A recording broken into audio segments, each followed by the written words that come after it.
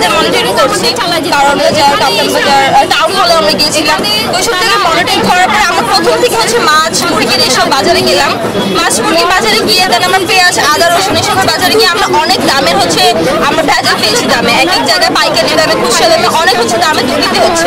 আমাদের কাছে হচ্ছে পাইকারি মানে আমাদের কাছে চার্টটা শো করা হচ্ছে যে তালিকাটা, সাধারণ জনগণের কাছে সেই দামে হচ্ছে মানুষ পণ্য বিক্রি করছে না, যার কারণে দৈনন্দিন যারা বাজার করছে মধ্যবিত্ত পরিবারের মানুষের খুবই তারা ভোগান্তিতে ভুগছে।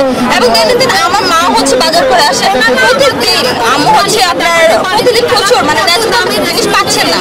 আম্মুর অভিযোগ, আমাদের পাশে আশেপাশে সবার সেই অভিযোগ।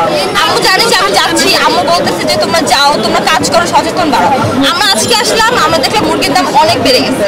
মুরগির দাম হচ্ছে এক এক জায়গায় 260, 180 এরকম উপরে, আর তারা হচ্ছে এক একটা পার কেজিতে তারা 77 টাকা করে লাভ করছে। তো এভাবে যদি করে তাহলে আমাদের মধ্যবিত্ত মানুষদের জন্য অনেক হচ্ছে প্রবলেম হয়ে যাবে। আর আমরা আজকে মুরগির দাম যখন আমরা দেখতে আসলে কম নিচ হচ্ছে, আমরা কিন্তু কোনো ফ্রিজ পাই, ফ্রিজের মধ্যে আমরা হচ্ছে মরা মুরগি পাচ্ছি, মানে মরা মুরগি পাইছি 30 থেকে 35 কেজির মতো মরা মুরগি আমরা পেয়েছি এই জায়গার মধ্যে।